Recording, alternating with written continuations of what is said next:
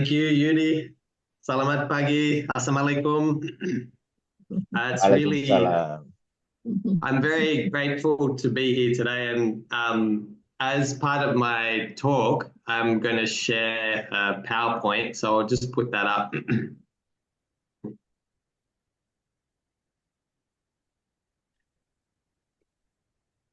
So today's topic is honesty. And I think that honesty is one of those things that we all learn from our mother and from our father from a young age. But there's two things I think that are always key with honesty. So I think the most powerful force in the world is love. And the second most powerful force in the world is fear. So love's very hard to define. But for today, I'm going to define it with two words as courage and compassion. And fear, which is the opposite of love, I'll define today with as shame and blame. And so we can be honest, and these things are very important in the way that we understand honesty. So we need to be able to look at ourselves with courage and compassion because we're walking into parts of ourselves that we don't necessarily feel all that proud of, that we hide from others. So taking an honest look at who we are inside can be painful. And pain is always associated with fear and suffering. So we tend to avoid it. Because as we go deeper into ourselves, we start to run into the things in our life where we feel hurt, where we've maybe experienced anxiety. You may have trauma or deep grief. And this kind of pain is very hard to look at in times of silence. But it's these places where if we can hold them with a sense of love, with a sense of courage and compassion, these are the places where we can get deep wisdom. And if we share this wisdom and explore it deeper, if we can bring these different parts of ourselves together, we hold the keys to peace. When we can bring our fear together with our love, we get wisdom and we hold the keys to peace. I think this has been one of the most important parts of this journey for me. So we have honesty, we have love, and fear. So honesty is the freedom to be fully authentic, to be a fully authentic person, to reveal yourself to yourself. And I often thought I was being very honest with myself, but as I did more reflection and started to pray more about it, I saw that there were many parts of myself that I wasn't honest about. And there were many parts of myself that I hid from others. So what kind of picture do you see when you look inside yourself? What kind of things do you feel? So I started doing this quiet time when I was 24. I'm now almost 48, so double those years. So when I sat in the quiet, I thought I knew that I wasn't a very happy person, but I also thought there's not really anything for me to change. I'm fairly honest. I'm a kind person. I do the right thing most of the time. And so when I had quiet time, not really very much came up for me. But as I went deeper and deeper into reflection and started to ask more difficult questions and started to ask, why am I not a happy person? Why do I experience anxiety? I began to have a more honest look. So it took me a number of years to have the courage to go deep enough. But I've seen other people, as soon as they do quiet time, they go very deep very quickly. So if you're open to it, amazing things can come up very quickly. But for me, when I started looking at being honest, the first thing I looked at was my family, and I was quite dishonest to my parents. I used to hide a lot of things from them. I had a number of broken relationships, and I had hurt and betrayed people in my life. When it came to emotions, I was often very jealous, resentful, and I didn't realize it, but I was quite an insecure person. At work, I had been cheating on my hourly sheet so that I would get paid more money. So I was being dishonest there. And over the years, I think one of the things that has been really a struggle for me is my different addictions. So I drank heavily for about 7 years in my early 20s, struggled with pornography at different times. Then I became obsessed with screen time, with watching hours and hours of television or scrolling through social media or articles, sort of became an addiction for me as well. And then as I started to deal with those addictions, I became a workaholic. So work was a way for me to escape what I was feeling. And this led to a number of burnouts. So probably in the last 10 or 15 years, I've had about 3 quite bad burnouts where I was either emotionally falling apart or I was just physically exhausted. So these addictions are things that I was using to avoid going inside, to avoid really looking at myself. And then, of course, that affected my mental health. So at different times, I experienced depression, anxiety, loneliness, and periods of malaise and confusion where I just didn't know what to do with my life. I didn't know, I wasn't very good at sort of pulling myself together. And then if you drop down deeply underneath all of this, there was around my sense of being, around who I was, felt this deep sense of shame, like just that there was something fundamentally wrong with me. So I wasn't always conscious of these things. Some of them just kind of sat there uneasily and I didn't really know what they were. And so inner listening or the quiet time really helped me to begin to understand these things on a deeper level. And these forces are what drives us to commit harmful actions to others and ourselves. So whenever I was reacting to something or hurting somebody else, usually it was because I didn't understand these parts of myself. There's a saying that hurt people cause hurt and healed people bring healing. And that's what amazes me, is that the more we share these things and understand them and hold them in, explore them with love and courage and compassion, the more we hold the answers to peace in ourselves and how that impacts our relationships. So silent reflection, if it's your first time, sometimes it can be quite confusing going into silence. You might experience what the Buddhists call a monkey mind, which is all the random thoughts, worries, and emotions. So we immediately want to try and solve these things, but don't worry about them too much. The other thing you might experience is a lot of judging voices. These are the voices of shame and blame. They might have come from your family or your childhood or just from your culture in general about the way you should be. You might also have very powerful emotions of anger or grief or trauma, particularly if you've been through war or situations of abuse or you've been betrayed. So these things can come up and it can be quite scary or overwhelming, or you might not feel anything. You might just feel numb. But beneath all of these things, regardless of what you feel, there is a calm observer. And I would say this is your soul. This is the eternal part of you. And this part of you always connects to love, to universal love. And that universal love is so big and such a powerful force that it can bring a sense of peace into this place. So that's courage, compassion, justice, kindness, patience, and forgiveness.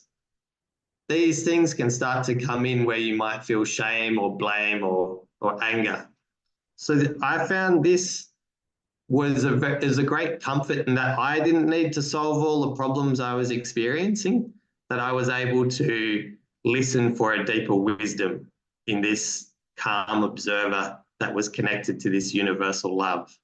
Now, you might call this universal love God, you might call it your higher self, your collective consciousness. Whatever it is for you, it's taking time to listen to that deeper wisdom.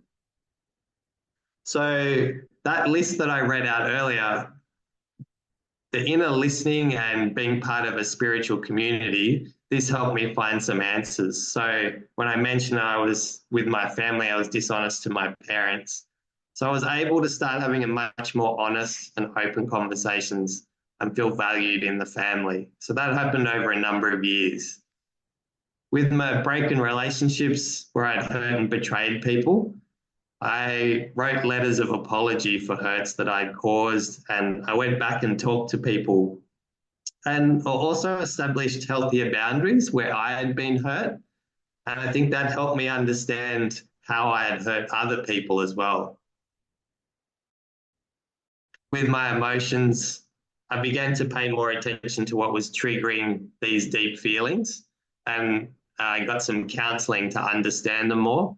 And I realized that for me, I've been an anxious person for quite a lot of my life, but I wasn't actually aware of that. So this helped me get to the bottom of some of those things. With stealing, this took a long time for me to get the courage up, but I returned money for the things I had stolen, and that was extremely embarrassing. But I think it helped me grow in being more accountable. With the addictions, this has been a long road of moving from one destructive habit to another, and one where the path of community and being supported by people has really helped me to come back out of it.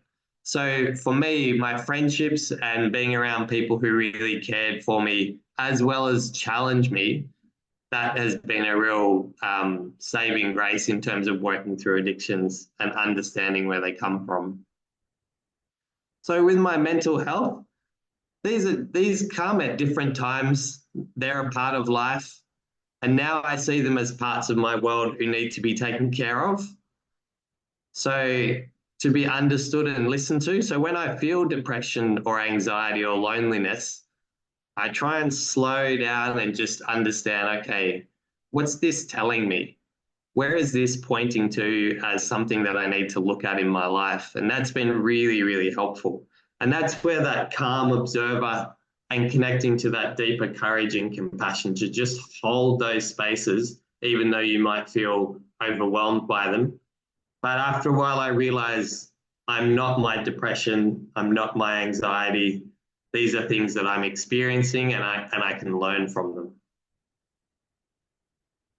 So the final one, this deep sense of shame around who I was, I think underneath all of this, through the spiritual journey, has been one of moving from shame to a sense of worthiness, that everybody is worthy, of understanding that I have something to contribute to life and to the world, and that I always have a chance to make a difference in moving from fear to love. And for me, that's one of the most important things that I've learned in working with people everywhere, is that everyone has something to contribute. Everybody's life is here for a reason. And the inner listening and the quiet time is part of searching that out and beginning to understand how to live that. So some of the questions that I started looking at when I first started looking at honesty were pretty direct. And I've written a list of them here that you might find helpful. So I just would ask myself in the quiet time, where have I lied? And I would sit and see what comes up for me. Or where have I cheated? So that's when I started thinking about the things that I'd stolen from work. Where have I been corrupt? Where have I stolen? Where have I caused hurt? Where am I stuck in bitterness because of harm done to me? Where am I stuck and or afraid to face something in my life? And I've often been a very fearful person, but these questions just help me to hold that with courage and compassion. It doesn't mean that I'm not fearful or that I don't get anxious or that I still don't get depressed or that I still don't hurt people, but it helps me to explore them and to be accountable for where I can change. So ask these questions to yourself, not with a sense of judgment and punishment, but with gentleness and kindness. Or you might have your own questions that are more relevant for you. So for the inner listening that we're about to do, take some time in silence and write down your questions. Notice the feelings and thoughts that come up, all the swirling thoughts and feelings of the monkey mind. Then open yourself to that deeper, calmer sense of observer that's your soul, that's connected to this bigger love. Open yourself to any thoughts that might come in response to your question. Any thoughts, the most trivial thoughts or the most profound thoughts, just write them all down. Write them down without judgment or editing. So I thought maybe some questions would be, where do I need to be honest in my life? And are there places where I'm stuck? So I'll leave it for there for the moment and hand back to the interpreter.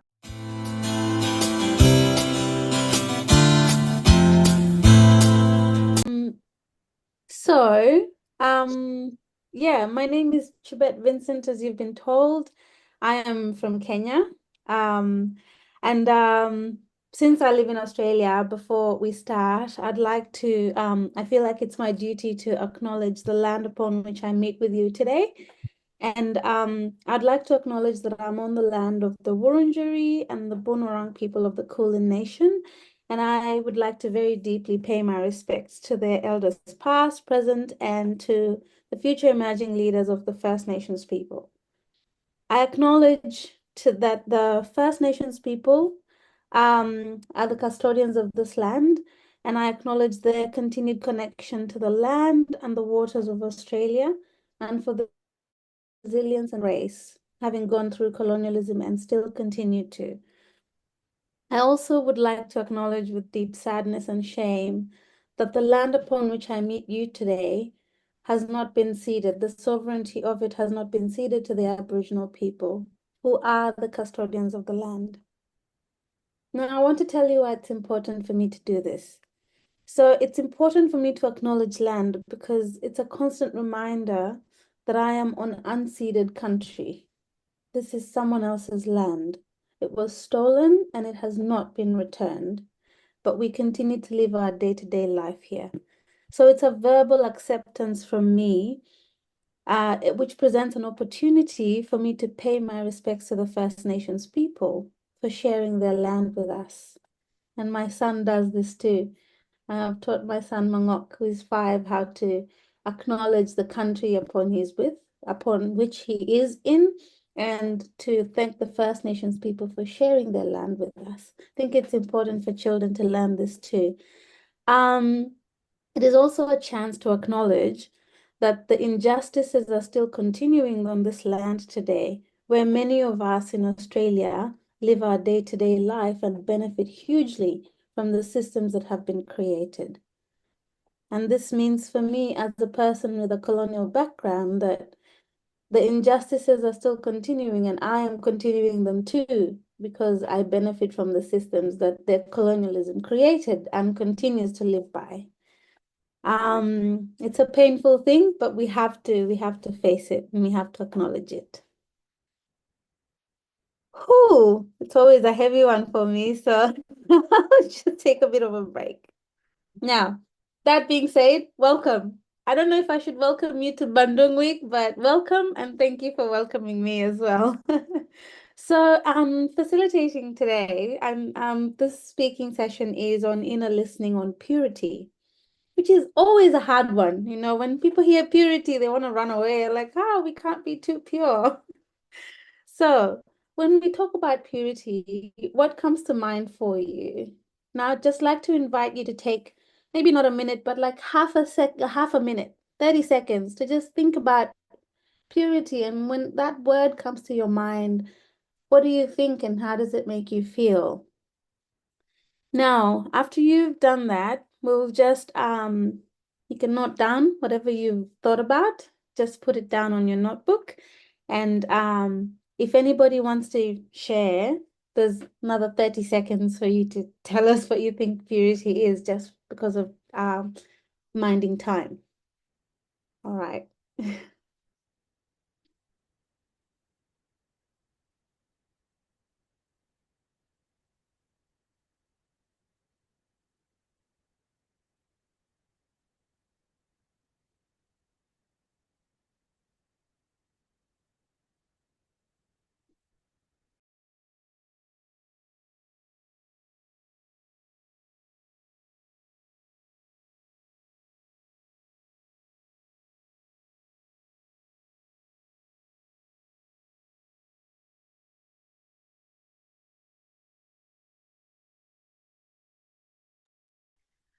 Sorry, my son just stepped in.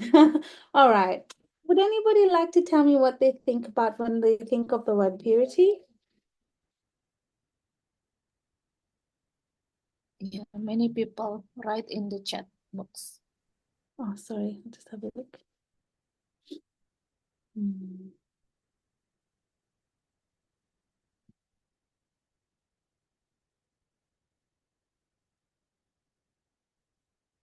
Yeah. So clean like water, reflection, motive, truthful, love, neutral, and happiness, essence, innocent and clean for the sake of God. Yeah, so all those, they very like they have a very spiritual connotation as well when you think of the word purity. So let's explore the meaning of purity, right? So by definition, there's English and Bahasa, which will be translated to you later. But if we look at the dictionary, we'll probably find definitions of purity being related to clean or free from contamination. But when we think about purity in a broader and more personal sense, it can take a deeper meaning. I have been in conversations where the understanding of purity has been connected to Jesus Christ or an equivalent in Islam of that. And most of these conversations, as you'd imagine, end up with people saying, like it's impossible to be pure because it sounds like a very unreachable thing. When you think of being as clean as water in the world that you live in, because you have your thoughts, which are hardly as clean as water. It's very difficult for you to get your thoughts as clean as water. Very difficult for some of us to get our bodies as clean as water. So when we think about it, it feels so difficult to do because when you think about the purity, the word of it, meaning clean and uncontaminated, it's basically impossible in this life that we live in, I think. So I couldn't agree more with this because we live in a world that constantly puts us in trials and temptations. Now, we fall many times, of course, because we're human beings and we can't, like it's just we stumble all the time and we get up and then we stumble again. That's just life. However, for me, my understanding of purity as a core of IFC is connected to our intention towards others, the purity of our intentions. When we're relating to people, where are we coming from? Where is the starting point for us?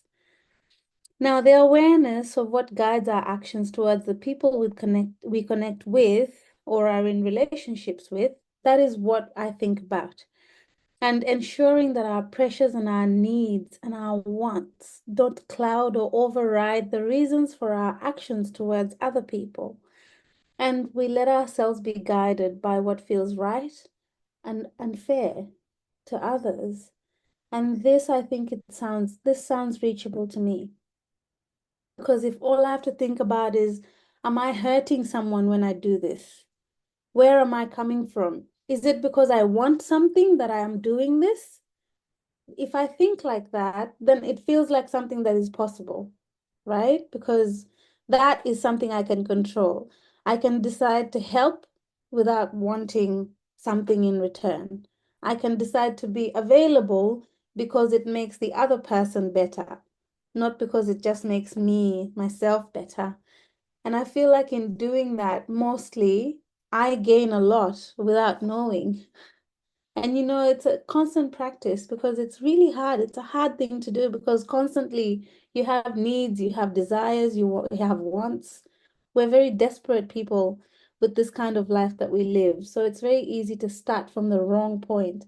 But the idea is to always remind ourselves of where we're starting from. What is our starting point? What is my intentions towards somebody else?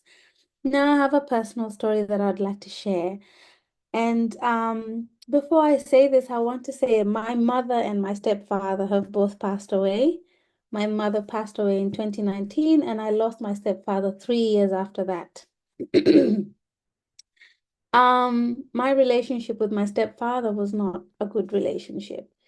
He did a lot of things to my mother that hurt me and hurt my siblings and hurt my mother. And so it has been a very difficult journey towards just the acceptance of it, let alone the forgiveness, because accepting what happened first and then slowly letting go, that's where my journey is at. And it's a difficult one. So I'm the eldest of 7 siblings. So I'm the mom. Make them all do what I want. 4 of them are not related to me by blood. So they came into my life as a gift when my stepfather and my mother got together 13 years ago. So may God rest their souls in peace. And despite the hardship of raising 4 additional children from a man who was largely absent, my mother took on the responsibility without hesitation. And that means that my siblings and I had to do a lot as well. 2 of my sisters and me. One day I asked my mom why she carried the burden alone. And she said to me, I do this so that God will look after you and your children.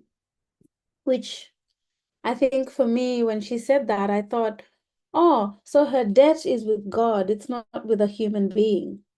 Like she's expecting blessings from God, not favor or return from another person. And so that kind of lifted my thinking to a very spiritual space where I was thinking, the conversation is not about what another man or another person can do for me, but my debt is with God. And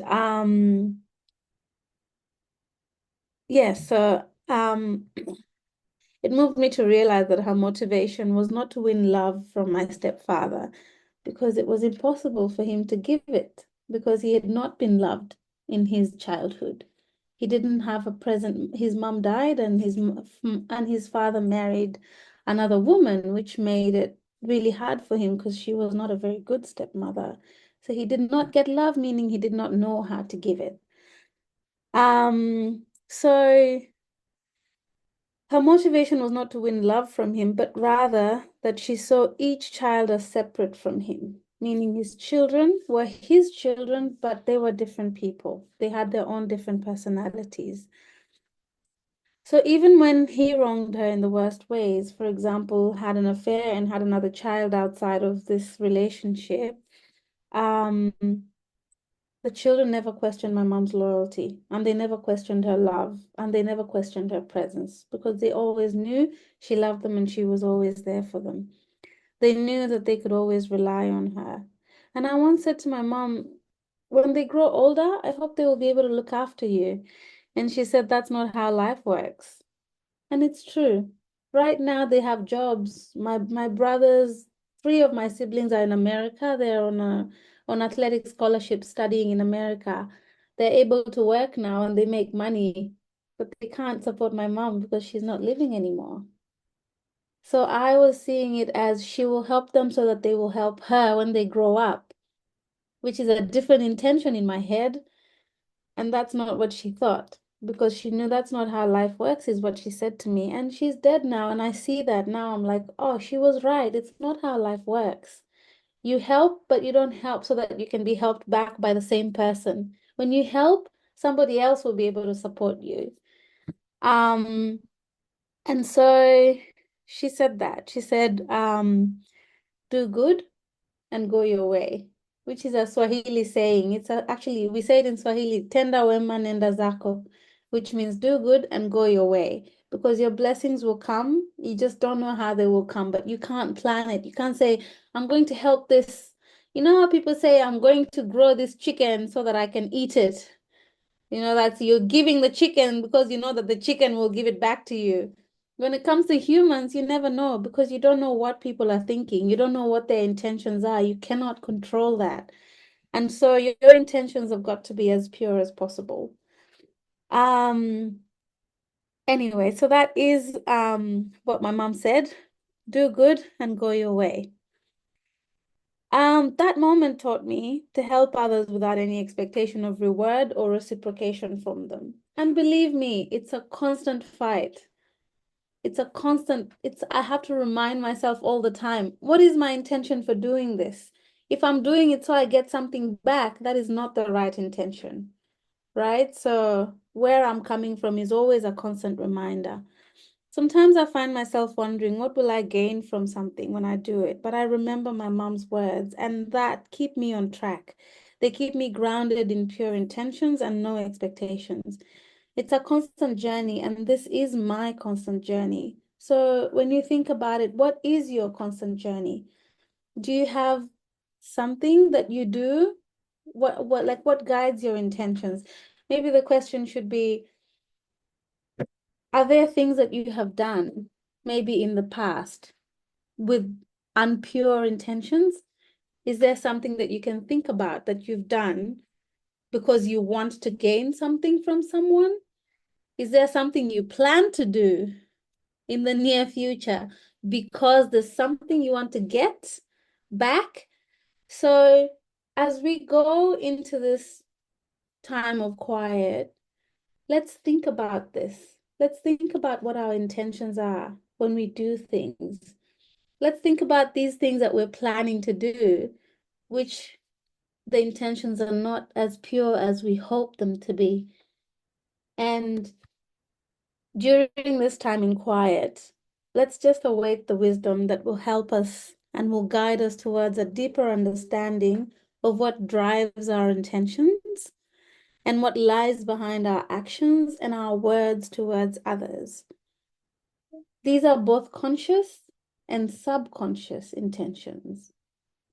So let's think about them and how can we endeavor to keep our awareness at the front of our intentions so that whatever we do is guided by the feeling that I am not doing this in order to hurt you. I am not saying this so that I can hurt you. And because when we do that, I, I think people feel when our intentions are pure. And people feel when our intentions are bad. There are people who are really connected to energy. And when you have a bad intention, you might not even say it, but they might pick it up. So with our friends, our relationships, our parents, when I say something like when you say something to your mother or your father or your sister, what do you want them to get from it? How do you want it to sound? Are you saying it so it can hurt them because they hurt you? So yeah. I think let's go into time of quiet and let's really reel into our intentions and think about how they affect the people that are around us and the people that we love. Thank you. I think that'll be the end for me. Thank you very much.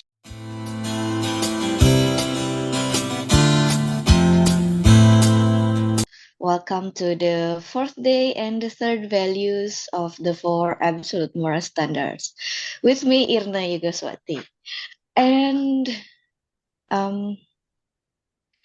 a little bit nervous because the last 2 days of the quiet time, very powerful.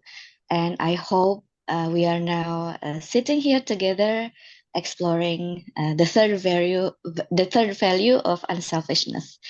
And I appreciate IOC Indonesia. Thank you for having me in the annual celebration to commemorate International Day of Peace. This has been the third year, I believe, of Bandung Peace Week. I have participated, enlightening and inspiring. And I have known IOC for almost 20 years now. I think 19 years something. And starting as a university student, all throughout many stages of my life, resolving family conflicts, reconciling with troubled love stories, growing up professionally, married life, IVF journey, entrepreneurship journey like today, and many other steps. IFC is a home for me, and luckily for my husband too. And I think he's here in the room with us. And also my sibling, even though not everyone from my family, but at least they know the address of IFC if they need to come, you know. And reflection or quiet time and sharing have been powerful tools to navigate this life. And it's truly an honor for me to be sharing this morning. Is my voice giving you feedback? Okay. No. Okay, because I can hear my own voice across the room. You know, my husband is in the other room. And of 4 values in absolute moral standards that have been introduced by IFC in this Bandung Peace Week, Nigel started with the honesty value. And yesterday, Shabbat led us to explore purity. And I quoted her yesterday, do good and go your way. And today we'll be sitting with the thoughts of unselfishness. Writing the story down, my mind was also busy raging with other thoughts that I need to sit with first. I wish I can share that story, but that's still in the journey in which very complicated. So I chose this story instead. Hopefully, I share it with peacefully, still in the journey, but yeah, maybe it will give you maybe some of input for our quiet time today. For me, I can't define the word selfish without defining self, the word self or myself. Same with the word unselfishness. The only meaningful syllable in the word is self. How well do I know myself? Is then a question I can define where to start when I'm selfish or unselfish. And today I'll be sharing about the journey of healing in my professional matter. To give you some background, I'm currently an HR or human capital management director at the education consultant company that I co-founded with my husband. It's been wonderful 9 years and more working and collaborating with friends and family. And I think I've been setting my boundaries clear but flexible enough when it comes to professional matters. And the year after COVID is the heaviest way we've been through, both financially and innovatively, because of the uncertainty in the field of business, change and challenges in the public policies, and so on. The VUCA world, the volatile, uncertainty, change, and what is the A word? The VUCA world we were discussing before the pandemic has finally arrived, and we struggled to sell and get some profit. We were also challenged by the financial capital needs of the company. So the year of 2022, we started the year with the loss and minuses in our balance sheet. The need to recover the company, yet the desire to be there for employees and also family, as me and my husband consciously accept the term of being sandwich generation, in which we earn for ourselves and also support our parents' financial needs. We accept this fate happily anyway. This has put me in fight mode and put my own self behind all the list. I have survived. We've survived until today, even though we have to experience crazy cash flow rides, both at home and office, and lost some of our excellent team members at office. But hopefully we all learn the lessons and we thrive in our own way. Kind of heavy. So earlier this year, we've managed to put back some priorities. And amidst the financial challenges, we decided to go performing Umrah. For those of you who are Muslim, Umrah is a spiritual trip to Mecca. And I feel a little bit selfish when performing umroh because of the financial situation. But then I was convinced that the setback is greater. We need more than the word "we are in this together," but also we need the spiritual faith that Allah or God is indeed with us. And during Umrah, I remember I asked God to grant me calm and serenity to face all the challenges and be with me through and through. And Alhamdulillah, throughout this year, I feel like I have found more strength in me, hopefully enough to accept what has been given for us and to be worth more. I have no regret of what has been done and given to me. For sure, there are conflicts and uneasy feelings, not to mention how complicated it is to work with a spouse as an entrepreneur. But the reminder of the value of unselfishness has kept the balance of being my true self and still considerate for others. And to connect with the theme of this Bandung Peace Week, Action for Peace, a Journey of Healing, let us ask ourselves, how do we define self? How do you define self yourself? And if there a scale of selfishness for a specific journey in your life, maybe you want to spot where are you, rather selfish or unselfish? So I think that's my story. So before exploring our thought and jotting them down, let's connect to ourselves. And I think that's all, really. Thank you.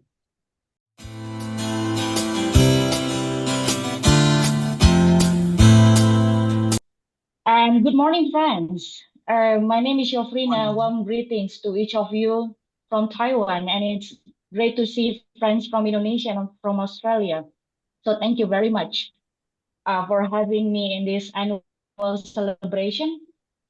We commemorate the International Day of Peace, and this is a moment for us to reflect and search together, and we recognize how ineffective actions can affect the global peace. As some of you may have heard that Frank Buchman, the founder of MRA, now known as IOC, said, peace in the world can only spring from peace in the hearts of men. So before we start, I hope you all can find a comfortable and quiet place to sit. And it would be great if you have a notebook and a pen with you. And feel free to grab a cup of coffee, tea, or whatever, and be relaxed. All right. Thank you. Well, shall we start? All right. Of course. So we all may be familiar with the initiatives of change for core values that we singles out for values of absolute honesty, purity, unselfishness, and love as our foundation for self-reflection. And the core values become practical tools for change as we believe that change starts from within. Let us recall the previous sessions about the core values of honesty, purity, and unselfishness. So when we are talking about and when we are practicing about the honesty value, so we learn to be honest with ourselves to truly accept our past, our present, and future for what it is. So we truly accept. So we are honest with ourselves. And when we come to talk about purity, then we practice about honestly taking a look at our morals before we act. Is it just for myself or do I do it for others as well? And then what is the intention? And when we talk about unselfishness, then we try to remove the selfishness from our actions and show us how to carry out God's will, as I believe, and some people may believe it as the higher power's will. So my dear friends, when we talk about the core values, it becomes guideline, which leads us to the next step in our inner journey.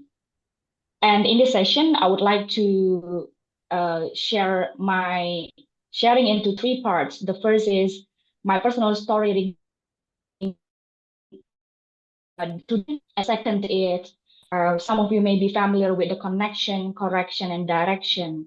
And the last but not least, we are going to practice inner listening time together and listening to an IFC song as part of the input today. So, my dear friends, let me start with the first part about my personal story regarding today's session. So, this last session of the four values that we have been joining before. So, about love. So, how I found that these four core values are interconnected.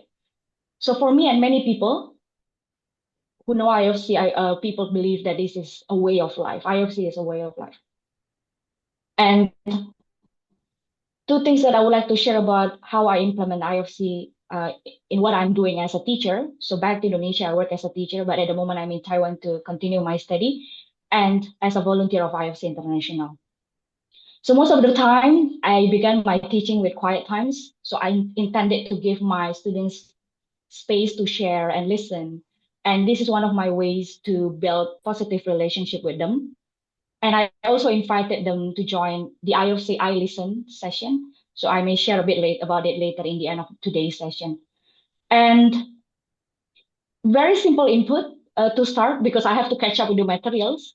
So by starting with a quiet time, I learned to give space to share to my students and teach or tell them how to listen in silence. And one of my students once wrote to me, especially before I moved back to Taiwan. So she sent me a message. Thank you, Miss, for starting our classes with quiet times. I'm gonna miss that moment, and I feel calm and relaxed every time we do the quiet time. And ever since when you introduce quiet time to our class, I started to do it at home. And I found that I still need to find a balance with doing all the homework and school tasks. So until now, I'm still in touch with them and sharing with them some quotes or reflection. So we have like WhatsApp group to share. And I think that's one of my ways to express love with what I'm doing as a teacher. So that's how I feel gratitude to know and to learn about what we believe in the four core values. Like Yusuf said that as an IFC student, I learned to share about the values with my students at school. And the next is about being the volunteer in IFC International. As you know that we have different language, time zone, culture. So it's very crucial to build a diverse team.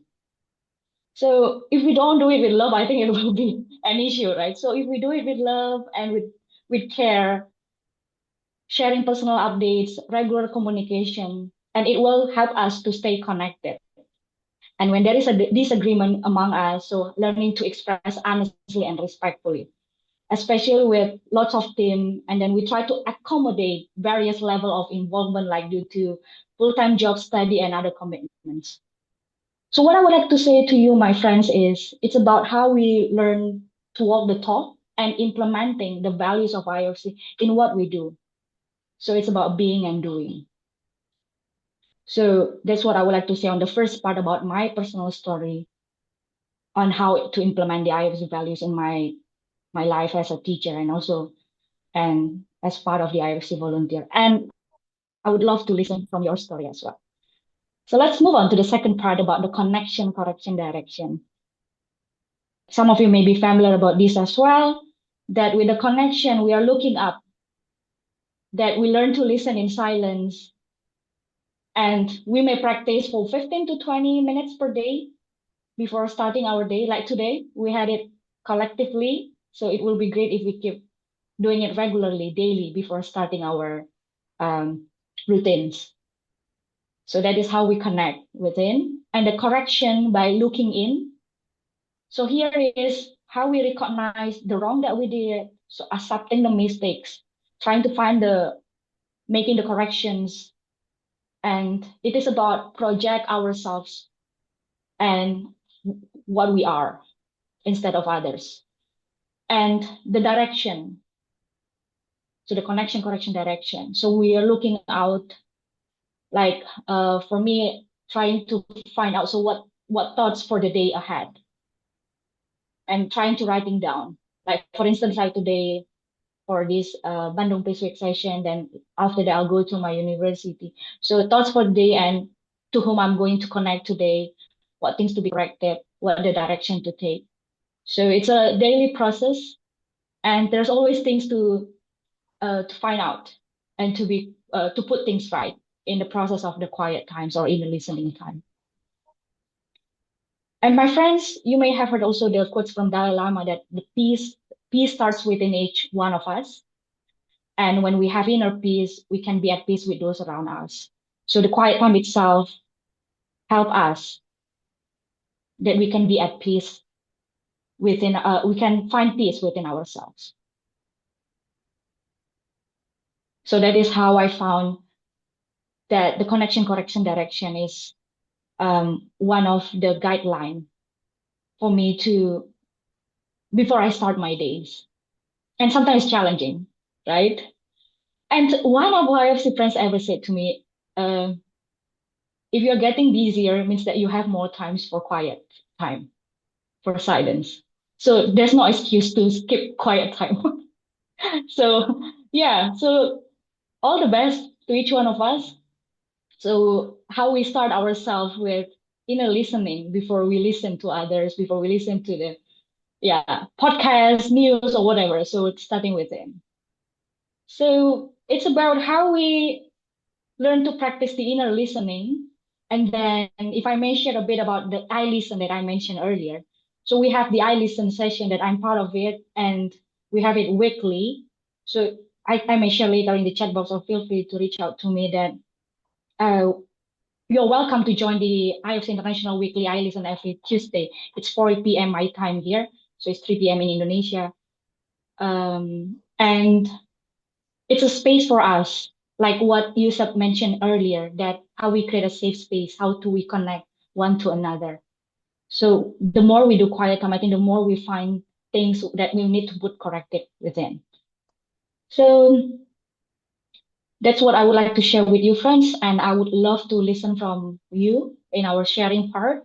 And later, after Marvel translates my sharing into Indonesian language, I would like to invite you all to listen and reflect on one of the IFC songs entitled There is a Voice in Your Heart. So that will be the input for today's session. So when IFC friend invited me to come to this sharing, I was thinking that with the honesty, purity, unselfishness, and love, after these 4 sessions, how we learn to bring this into our daily life. So yeah, and